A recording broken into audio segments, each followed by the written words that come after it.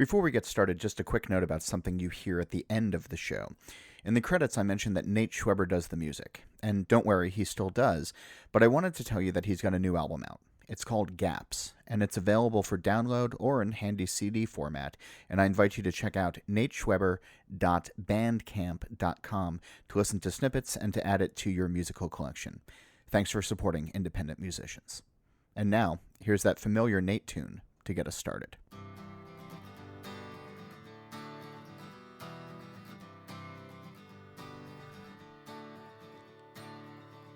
I'm John Hall. Welcome to Drink Beer, Think Beer, the podcast that gets to the bottom of every pint. Thanksgiving is going to be different this year here in the United States, but for many of us, smaller crowd sizes don't mean different foods or different beers. I'm talking with Hutch Kugeman of the Culinary Institute of America on how to plan out beer and food pairings, what to think about if you're considering a cooking education, and the current state of the hospitality industry. Up first, Neil Callahan is the brand manager for Cigar City Brewing, which is this week's sponsor on the podcast. He's on the phone with me right now. Neil, welcome back, and thanks for supporting the show. Last week we were talking about High Lie, but this week let's turn it down a little bit and talk about High Low, the new IPA from the brewery. How did it come into existence? We really wanted to create an extension of High Lie IPA, which is our flagship beer. It's really the heart and soul of Cigar City Brewing. So we wanted to kind of take that recipe, take all the tropical qualities of that beer, and crank down the intensity a little bit. So we've got a beer now that clocks in at 4% alcohol, 120 calories, makes it even more sessionable, a little easier drinking than a High Lie IPA. So you talk about lower ABV, lower calories. Let's talk about flavors, though. How is High Low similar, and how is it different from High Lie? What can we expect taste and aroma-wise? Well, maintaining the fidelity and sort of the vision for the High Lie IPA is the goal with this beer. It wasn't necessarily to make a lower calorie, lower alcohol beer and just get it out to market. It was to maintain all the things that make High Lie an exceptional beer in a easier drinking package. So we're using a lot of the same hops. We're still dry hopping with Simcoe. You're getting a lot of those same tropical fruit qualities and balance in an easier drinking package. We'll have more with Neil later on in the show, but for now, go check out cigarcitybrewing.com to learn all about High Low IPA. This is the time of year where I often either write or I'm asked to contribute to a what to drink on Thanksgiving kind of story. It's a lot of fun, if not a bit predictable. But rather than share my random thoughts, I wanted to consult a real professional. Hutch Kugeman is the head brewer for the brewery at the Culinary Institute of America, known as the CIA, in Hyde Park, New York. He's an award-winning brewer who, over the last several years, has also been a professor to those who want to learn how to brew beer. Spending his time at the CAA, there's also a lot of food talk, technique, and thought that happens. And so as we think about what to serve on our table this week and throughout the holiday season, I wanted to get his thoughts on pairings. He's also active with the New York State's Brewers Guild, and when given a soapbox, he stands tall and gives us words we all need to hear. Wearing a mask because he was on campus and that's the rules, he spoke to me from the brewery in New York. Here's our conversation. I don't know how many people are familiar actually with the school and what you all are doing there. And so I feel like it's probably good for everybody's education if you just spend a little bit of time here at the top of the show, telling us about the program and Sure. the goals that you're achieving. Yeah. So the Culinary Institute of America, we're in Hyde Park, New York, so just north of Poughkeepsie, right on the Hudson River, located in an old, or on the campus of an old seminary, the Brothers of St. Andrew. And we're the nation's leading culinary educator. So we are a full college where students can come and learn kind of all aspects of the food business. The school started in the 40s in New Haven as a way to train GIs coming back from World War II in culinary skills. And for a long time, that was the focus, was returning servicemen. And then in the 1970s, kind of outgrew the location there, moved here to Hyde Park. And eventually, transformed from just a trade school to a full college offering an associate's degree, to eventually a college offering bachelor's degree, and now with our first master's degrees. And a lot of that focus originally was on culinary skills, the actual act of cooking, and that's sort of what people know us for, and the people they see on the Food Network and Bobby Flay and Anthony Bourdain and all the famous people who went off to the world to become chefs. but also a lot of it has developed into the food world in a bigger picture. So whether it's research and development, food science, um, whether it's more of how food touches the world, and we have like an applied food studies program that is more of kind of a sociology of food in a way. Um, and then there's business courses, of course, but but my focus more is on the beverage sector. And so there's been a lot of beverage education for a long time. Wine education was a big part of what every student learned here. And the wine certainly has a longer history of being respected in the culinary world, but but beer has become a really important part of it. Not just because there's a lot of craft breweries and that means a lot of jobs that are out there, but that even students who are going to be in the kitchen need to understand beer, need to understand beer flavor, need to understand how beer is made. Right. The day of, I'm sure you remember very well, especially going to New York City and going to a fine restaurant or a nice cocktail bar, and you had four choices on tap, and they weren't good. And three of them were Was, from the same brewing company. yeah, exactly. You had Heineken and Amstel Light and something else that you didn't want. That's changed. That's changed 20 years I ago. can't fault Amstel Light too much. I actually that was one of the beers that I drank kind of early on before I discovered real flavor. Fair enough. It was I have never a my soft personal spot choice for it. Yeah. But I think back in the day I was a Moosehead guy just because that was from Canada. So Okay, then you definitely live in a glass house where you can't throw stones at Amstel Light with Moosehead. But it's been a long time since that changed, and that even places like 11 Madison Park had exemplary beer programs. Oh yeah. So the time for our students to learn about that has come, or had come a long time ago. And so about 5 years ago, as part of an opening of a new facility here on campus, which is our student commons called the Egg, which is a beautiful place right on the Hudson River. Oh yeah.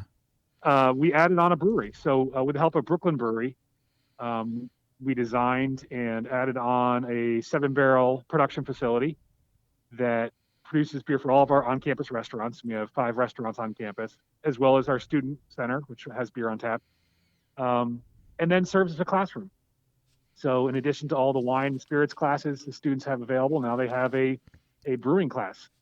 I worked very closely with one of our beverage instructors, John Fisher, and he does the lecture portion of the class, and then I serve as the lab, the hands-on portion. So students get to come in here every week, get their hands dirty, which is what our students prefer anyway. They don't particularly like sitting in a classroom, and learn the brewing process. And we take them all the way through, giving them as much depth as we can.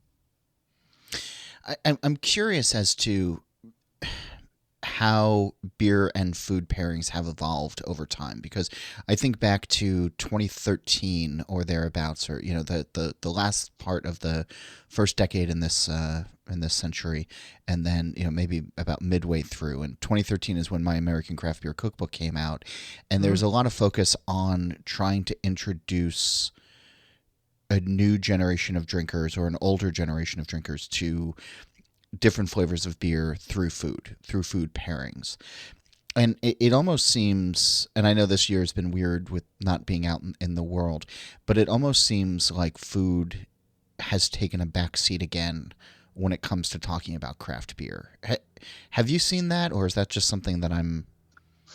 No, that's a good question. I don't know if I've seen that necessarily, but I definitely understand your point. Maybe because the idea for a long time, pairing beer and food was a new idea. Yeah. And we were able to use that to kind of inspire people to try new things and to show off all these great pairings we have. I try not to get bogged down here at school on the wine versus beer argument, although I do sometimes. But what I tell our students is one of the things beer has working in its favor is a wide variety of flavor contributors. Wine flavor is coming largely from the grapes.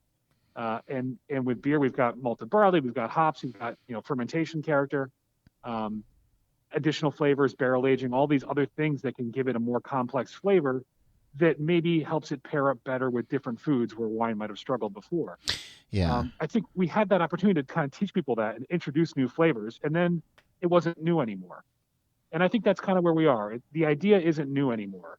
So how do we continue to inspire people to try new things and to pair beer and food, while also we have to look at the fact the industry has been self-limiting in some ways. When everything's an IPA, you've now limited the flavors you can work with. And I always find that of all the beers that pair with food, IPA can be challenging because of the bitterness. So Sure. we're limiting ourselves by not offering the same variety we used to offer. Now, I think you probably see this too. The last year or two, I'm seeing that change again, right? More and more brewers are going back to doing things besides IPA.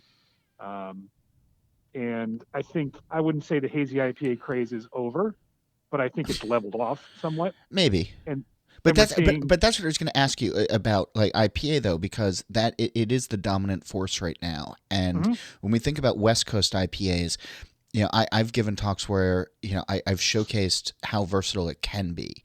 You Mhm. can pair it with blue cheese really well. You can pair it with spicy Thai or Szechuan, and like carrot cake. Those are the three examples that I use because they're three extremes. Interesting. You said carrot cake? Carrot cake. Oh, I've never tried that. Oh, that's a good Oh, idea. it's one of my favorites. IPA and carrot cake are just, it works really, really well. I'm personally fond of IPA and chocolate chip cookies, but that's because I love IPA and chocolate chip cookies. Well, sure, well, sure, and that's also part of the personal taste to it. But I'm Sure. finding that the New England style IPA is much more difficult to pair because there aren't as many rules or guardrails, and I know that's part of the avant-garde brewer badge of honor these days. But when you start adding like lactose to things, or you start Sure. adding, fruit purees, or you're souring them, or whatever, and the style is so nebulous, Yeah, it can be really agreed. difficult to find. And even the ones that are supposed to be more straightforward, that aren't fruited or sugared with lactose, can have a wide range of flavor components in them. Yeah, Whereas one West Coast IPA I might find, obviously, they're all that big fruit forward sort of character, and you could focus on that sort of tangerine or orange or peach aspect of a lot of them, and focus on that as a pairing. But do they have the hop burn in the back? That deep acidity that kind of rests in your throat. Some do, some don't. yeah. That to me changes the character of the beer quite a bit, and would make it particularly hard to pair with, I think. So, so when you start thinking about pairings and you start thinking about what's on the plate and what's in the glass, Mhm. where do you typically start, and how do you build out from there? Well, assuming that it's just a regular pairing, that there's no overarching theme or focus to it, that it's just, hey, what goes well with this beer, or likewise, what goes well with this dish. I usually start with flavor intensity. Um, is this an intense flavored dish or beer? If so, I want to try and match that intensity in the counterpoint. Something lighter, I'm starting with lighter beers. To me, that's the easiest place to start. Uh, if I have a lighter fish dish, let's say, well, I Hmm. know I'm not going to want to overwhelm that with a stronger flavored beer. Then I'm looking at individual flavors, without being too matchy. Is there something here I can grasp onto? Is there a citrus note? Is there um, or another fruit? Is there a particular spice note? Something or is it a meat that maybe has a tremendous amount of flavor, something like game meat? Um, or is there a sweetness to it? Is it shellfish? Then I'm trying to match a specific character, more or less.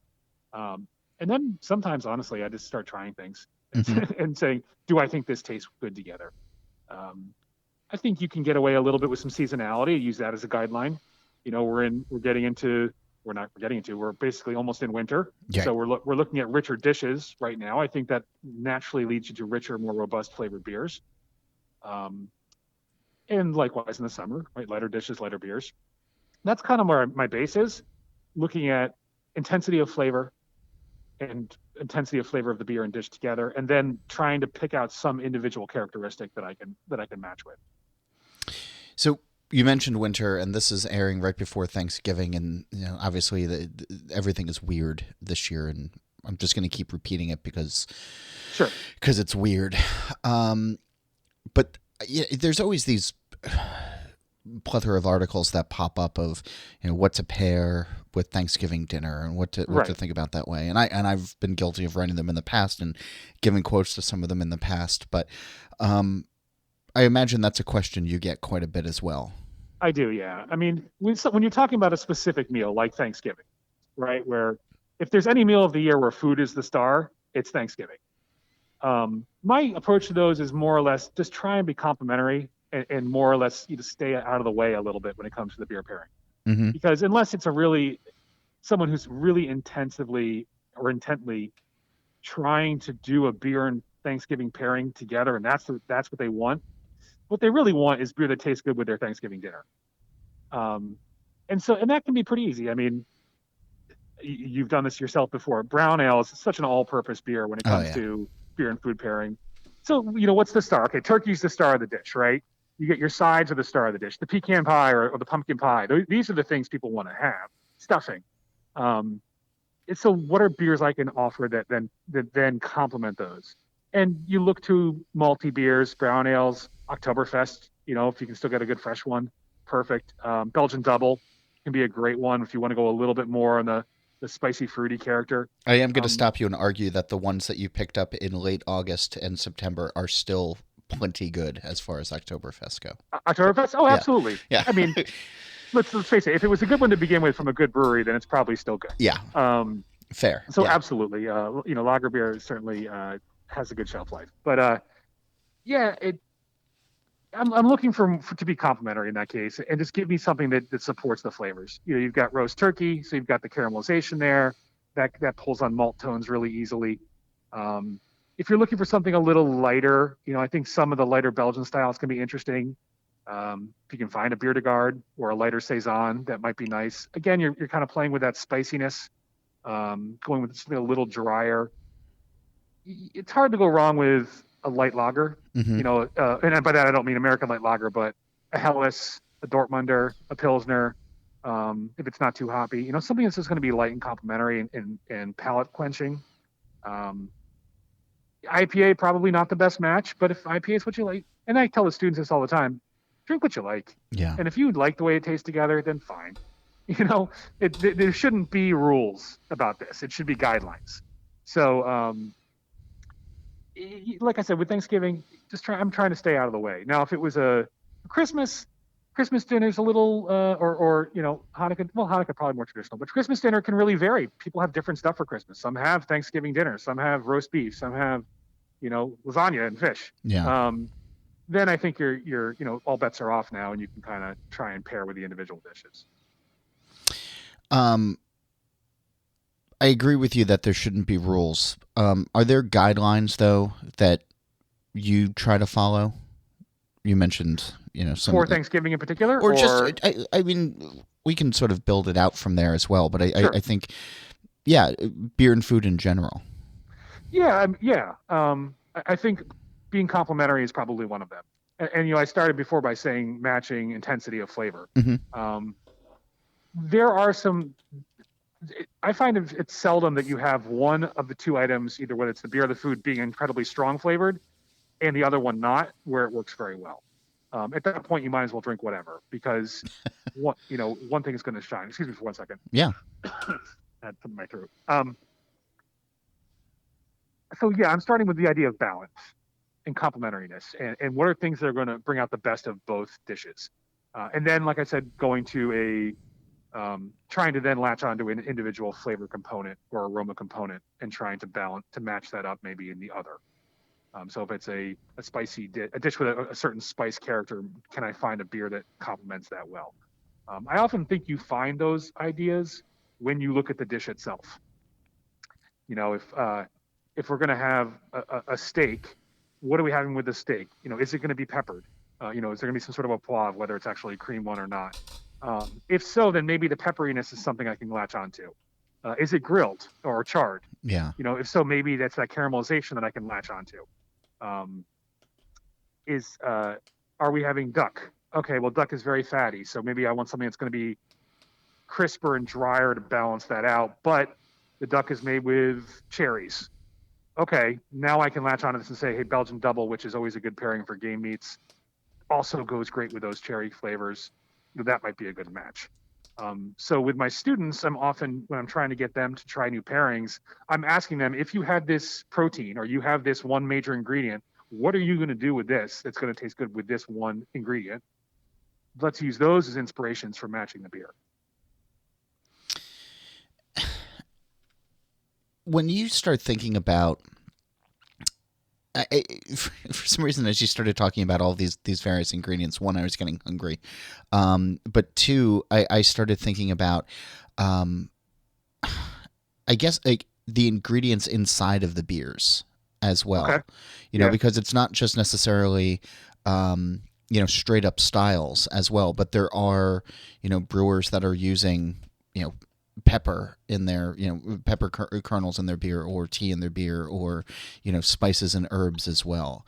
Hmm. When you're thinking about pairing, and that, say, a beer has, sage or rosemary in it, and you're going to pair it with something that would traditionally have sage or rosemary in it in the food dish, do you scale back food wise, or do you still match intensity? How have you approached that in the past? That's a good question. I think if it's a particularly, hmm, I think let's say you're giving me a dish that is heavy on sage and rosemary, and like that's a really dominant flavor, Mm-hmm. and whether I don't know whether it's a pork dish or something like that. Yeah, I probably do scale back, and I probably look for a beer that has hints of those flavors rather than one that was dominated by that flavor. Because then I think what happens is you have that one flavor taking over everything. And so maybe I look for, a mild IPA that's got an herbal character in the hops, Hmm. or trying to think of a beer. Honestly, might be interesting with a German beer with German hops in it, which tend to have more, could have more of that herbal spicy character to them. Yeah, I might look to then try and bring that flavor out of a beer where maybe that was not the dominant flavor in the beer, if that makes sense. Um, It does. Yeah. because I think that's when you can get a pairing that really surprises people. Um, with taking one particular strong flavor in a dish and then using that to bring a subtle flavor out of a beer. We've spent a lot of time talking about main dishes. Mm-hmm. Dessert, I think, is often much more of a challenge than people think, because there are some easy layups with vanilla ice cream or cheese, or whatever that can complement a nice saison, or can complement a nice raspberry chocolate stout, or Right. whatever. But there's actually a lot more versatility in desserts, and I think because there are so many beer flavors that are out there, beer styles that are out there that are so sugary and that already mimic desserts, that we tend to go simple on our plates. And there's nothing necessarily wrong with that, but it can often be, I think, limiting Sure. culinary wise. Yeah. And you really do have to watch, especially with the number of desserts that, are very sweet by their nature, making the beer taste so much more bitter by comparison. Right.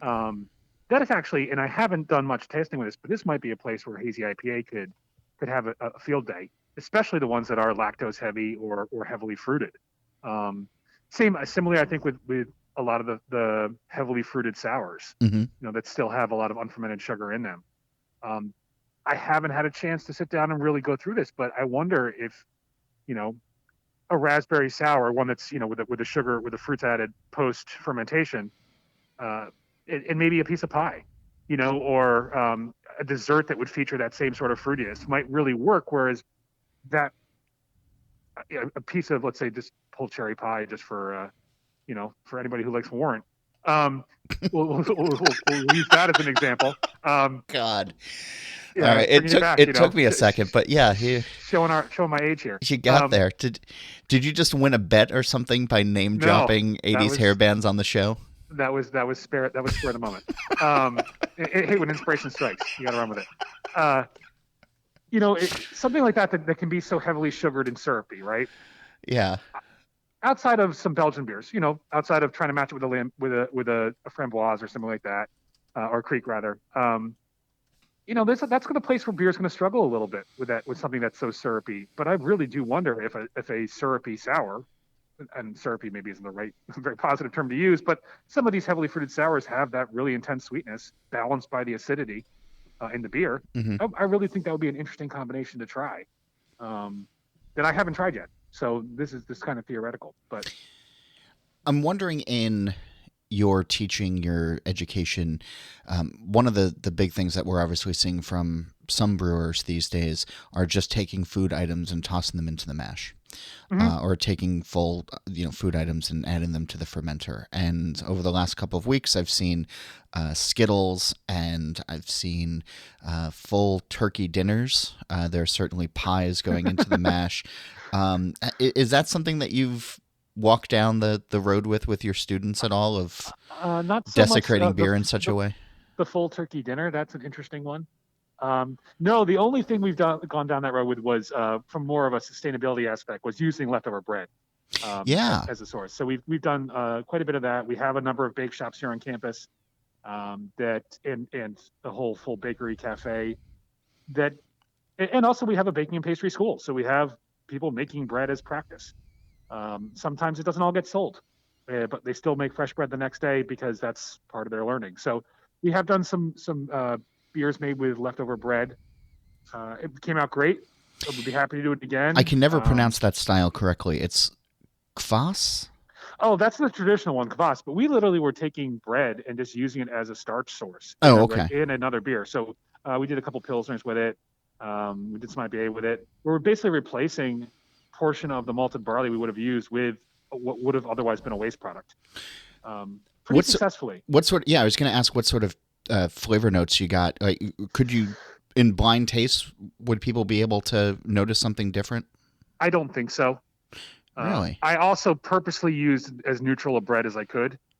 I didn't, for instance, I know Brooklyn had done a beer with leftover like Danish rye bread, and then they played up the caraway aspect of that, and you got that through. Mm-hmm. I was looking at, don't give me anything buttery, so no brioche. I was worried about the fat affecting head retention in the beer.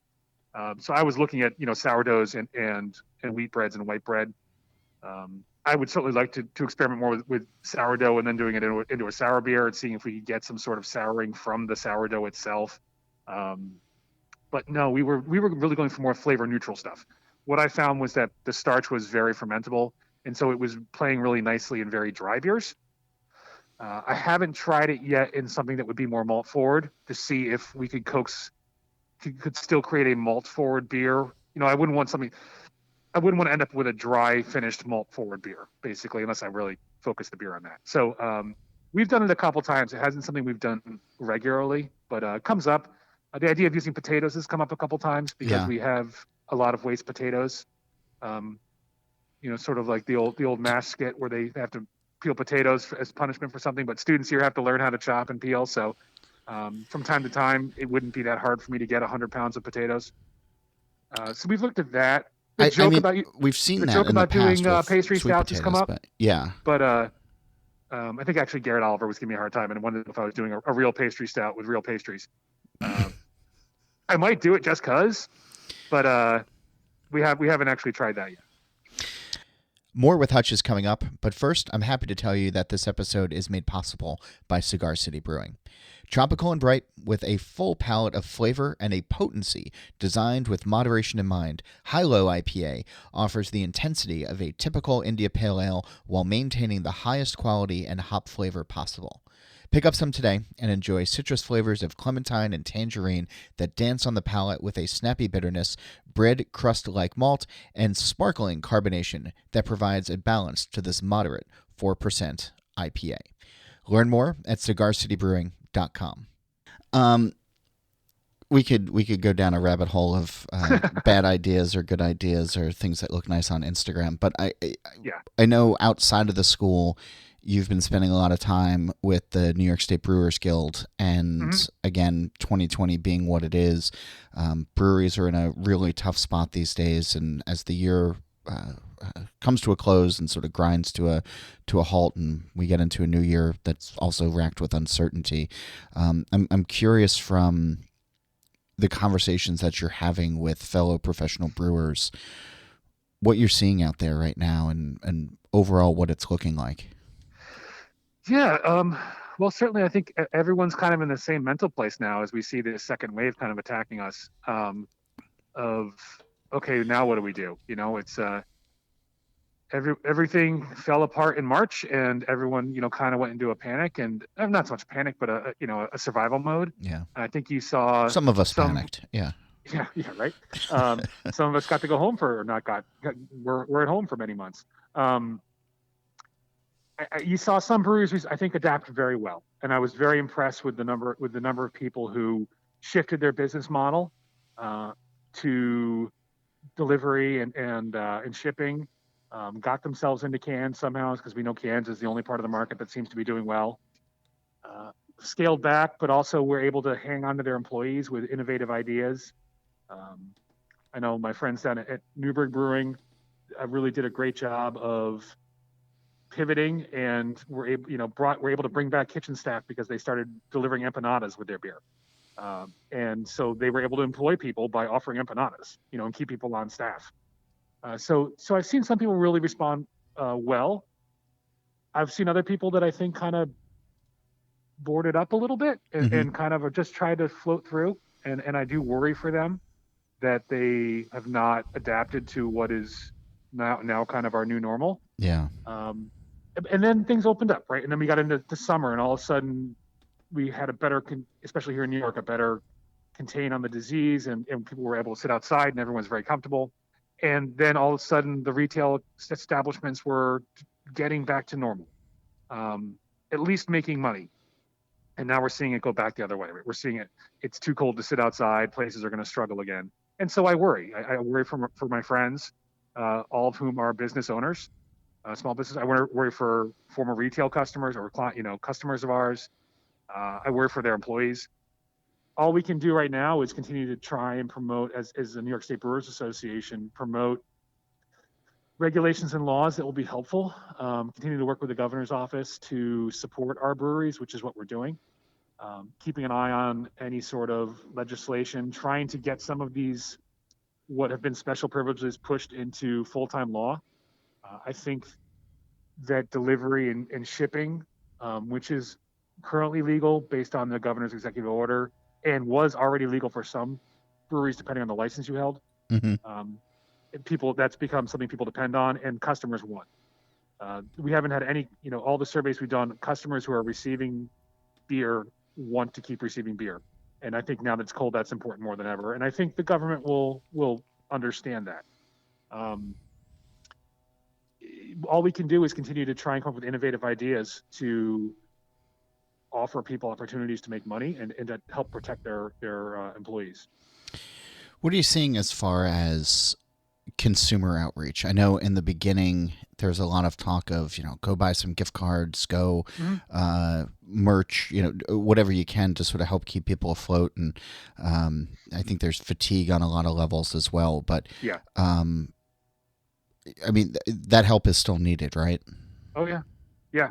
And I think, like I said, as we are really in these last 3 or 4 weeks where outdoor dining and outdoor is going away, right? I mean, more and more, it's just too cold to be outside. Mm-hmm. Um, yeah, I think more and more of that. Now, I will say that I think I've seen a lot of adaptation by both breweries and retail establishments getting ready for this and saying, I mean, like the number of places that have tents and heaters and are doing the best they can to try and make it palatable to be outside Mm-hmm. it's impressive. They're putting in the investment for that, right? So all these companies or all these businesses are spending money to make this happen. So I would like to see the public continue to support them. And I think people will as much as they're allowed to. Um, because you still go someplace and I see people sitting around the fire around the heater, with gloves on, drinking a beer. Um, but yeah, I think we probably as an industry can do a better job connecting with our customers. I think individual breweries are doing a good job, and I think the New York State Brewers Association has done a pretty good job connecting with the beer drinking public on behalf of the association, because people don't really think much about it, but we are a both member driven and event driven association. That's how we raise money, and all of our events for the entire year were canceled. Yeah. Um, so we've been developing some interesting ideas with a lot of online tastings, online beer festivals, private events, things like that. But yeah, it is really important that people continue to support all their local businesses. I wouldn't even say just breweries. Support your small local businesses. We have the holidays coming up. Think carefully about where you're spending your money on a weekly basis, um, and who needs your support most of all. Because whether it's breweries or restaurants or small shops, they're community members and all their money goes back into the community. Right. And so we need to make sure we're continuing to support them as much as we can. And if that means not ordering something off of Amazon, not to pick on them because we all do it, finding it locally instead, if you can, I think that's an effort we all have to make. I'm off my soapbox now. No. It's a good soapbox to be on, and I think it's a good reminder for folks as well, because there are, everybody I think is worried about their own four walls right now. Sure. But if you're listening to a show like this, chances are that you care about beer as a product and the people who make it, and a good reminder now and again of that it's still really tough for everybody, and still continually going to be tough for folks.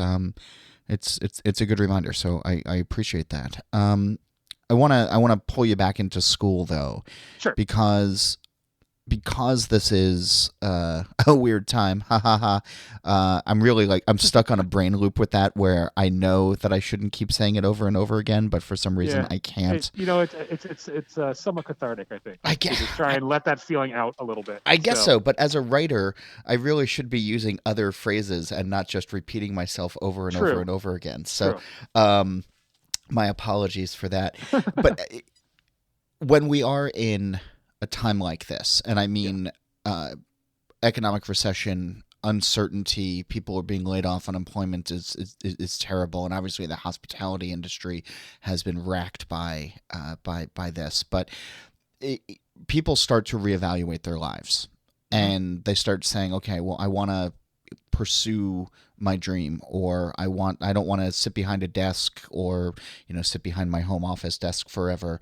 I want to do something that excites me, and culinary school usually pops up to the top of the list for a lot of folks, where they say, okay, I like cooking at home, I have a passion for food, I watch the Food Network a lot, whatever it is, good reasons or not. There are probably people thinking about, well, what do I do next? As a vaccine comes out and we try to reclaim normalcy in this world of ours. If somebody's thinking about culinary school, brewing school, what sort of internal questions do you think they need to answer themselves first before they pick up the phone and call a guy like you? The first thing is, why are they doing it in the first place, right? Why are you looking at this? And clearly, if someone's thinking about culinary school or brewing school, it's because they're passionate about the subject matter, and that is the right place to start from. You have to have a love for whatever this ingredient or product or process is. And then I think the next thing you want to look at is, obviously you want to explore your options and see what's available to you. If you're saying, okay, I love this process, I love beer, or I love food, and I want to make this my life. I think you do want to look at all your options to see what sort of educational opportunities are out there for you. Yeah. Not everyone wants to go back for a 4-year degree, right? Even though there are great 4-year programs, there's great 2-year programs for brewing in particular. There's some great distance learning and 2, 3-week, 4-week, 6-week shorter courses. And then I think you need to be realistic about what your end goal is. So you're going to go learn and pursue your passion.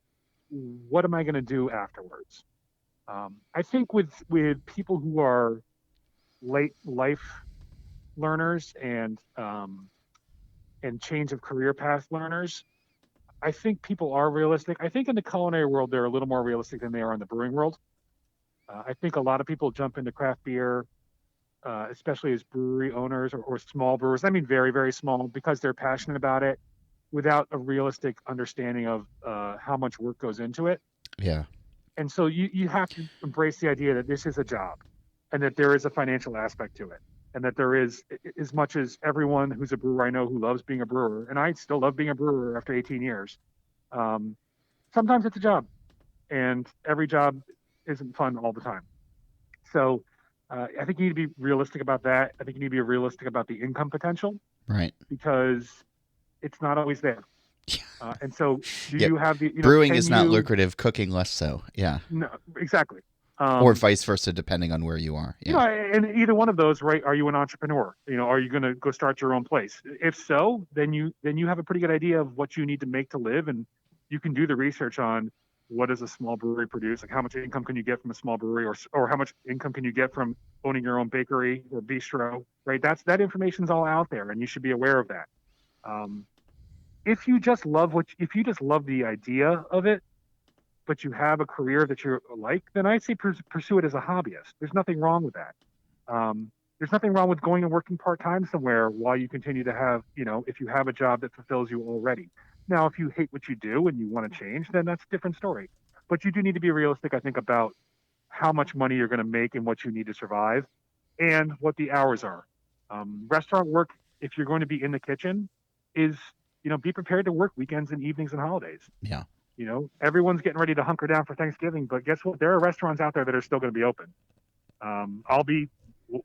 We're here on a college campus. We have students that will be here. I'll be here working on Thanksgiving, so we can serve students. So that's something you need to be realistic about with yourself. I think you also need to be realistic about what your other life commitments are like. I think it's harder for people with kids because you start to miss stuff because you work odd hours. You're not going to be working 9 to 5 anymore. Or very, very rarely will you work 9 to 5. So none of those things should deter you.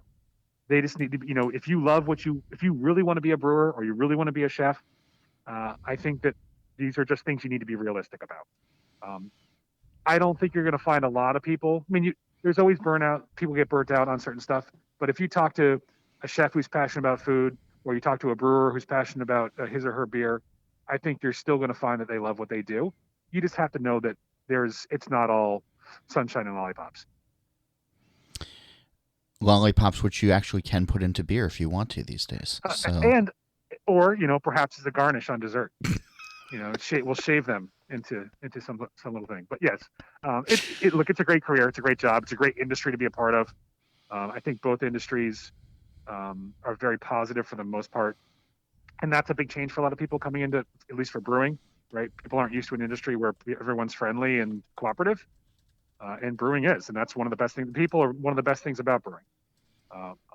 Some of my very best friends are people I've met in the industry and continue to be friendly with. Yeah. Well, people should definitely go and check out. I think it's ciachef.edu is the website. Yep, that is the official website for the school. You can follow the brewery on Instagram or Facebook at CIA Brewery. The campus is not currently open to the public. That's a bummer because it's actually a lot of fun to go and visit. It's been a few years since I was up there. We have but yeah. 5 restaurants and we do fun events here. And we have a big beer festival in the fall usually, which is a lot of fun. Yeah. Our brewery sits in our student center. I'm looking at the Hudson River right now from my brewery, which is a nice change of pace for most breweries where you're stuck in the back of a building under ultraviolet light. I was going to say that doesn't suck. No, it's not such a bad place to be. But the day will come when we will be open to the public again, and so I hope people will visit. In the meantime, we are working hard on getting our beer into local Hudson Valley area bars and restaurants, or in beverage shops, places that will fill growlers and crowlers, and hopefully very soon we'll be shipping beer via UPS here in New York State. That's exciting. So, yeah, I'm looking at I actually got the document sitting in my inbox right now, so you'll be able to order beer produced by our students with my help. And they'll be packaging it up and shipping it out to you. So you're directly supporting their education, which is a wonderful thing. You can say, when I drink this beer, I am helping the next generation of culinary leaders fulfill their dreams. Yeah, it's making you smarter by drinking it. Absolutely. It's making us all better. The world is becoming a better place when you drink my beer. Well, I'll let you go get to that inbox and to turn the warrant back up. I appreciate you turning it back down while we were talking on the phone. But it's not always a good time for hair metal, but sometimes it's early '90s glam rock, man. That's where it's at. But thanks for taking the time and happy Thanksgiving. And you too, John. It's good catching up with you. Yeah, you too. That's Hutch Kugeman of the Culinary Institute of America. What are you drinking this year at your table? Something special, something familiar, something new? Tell me about it on social media. It's John_Holl, that's JOHN_HOLL on Twitter, as well as The Beer Edge. And I'm going to keep on this for a while because we could all use the reminder. We're in a tough time with the pandemic, and this is also the time of year where a lot of stresses bubble up to the surface. Please take the time to check in with yourself and others. You're not alone in feeling the pressures of the day, and it's okay to ask for help if you need it. There are people who are here for you and want to lend a hand. And I want to thank you all for listening, and I want to remind you to reach out with questions, suggestions, or more to johnhall@beeredge.com or again on Twitter at john_hall. Beer Edge is online at beeredge.com, and there you can subscribe to the newsletter and to check out the podcast hosted by Andy Crouch. Nate Schweber does the music. Jeff Quinn designed the logo. I'm going to remind you to tune in to Steal This Beer every Monday and monthly to the BYO Nano podcast, where I talk shop with small brewers. And before we go, this episode is sponsored by Cigar City Brewing, and Neil Callahan, the brewery's brand manager, is back with me on the phone right now, and we're talking about the brewery's High-Low IPA. And Neil, I'm curious as to what you all see as the appeal for a low ABV, low calorie IPA for the beer drinker these days. I think at this point we're all conscientious of calories. We're all conscientious of alcohol content as well. So this is a recipe that we've been working on for quite a while. At the same time, we didn't want to release it out into the world until it was really true to the inspiration that is High-Low IPA. We didn't want to just get a good beer out there. We wanted to get a beer that was true to High-Low IPA, but with that lower alcohol and lower calorie count. And it took us a while to get there, but we're really proud with where we're at. When people hear the word low, oftentimes they're going to think that there's less flavor, less aroma. I've had the beer, that's not the case, but I'm curious as to drinkers who haven't had it yet. What would you say, here's what you're going to get when you pour it into a glass? Sure. Think tropical fruit, think some pineapple, think tangerine, clementine, a little bit of a honeydew melon quality to the beer as well. Just enough caramel to balance the whole thing out. And then the bitterness is in there really for balance. So overall balance and approachability is what you're going to get in the glass. Hit us with the stats.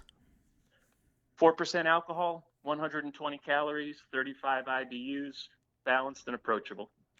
Thanks, Neil, and thanks to Cigar City Brewing for being the sponsor of this episode. Neil's going to be back next week, but in the meantime, you all should go and visit cigarcitybrewing.com to learn more about High-Low and also pick some up for yourself. Let me try that one more time.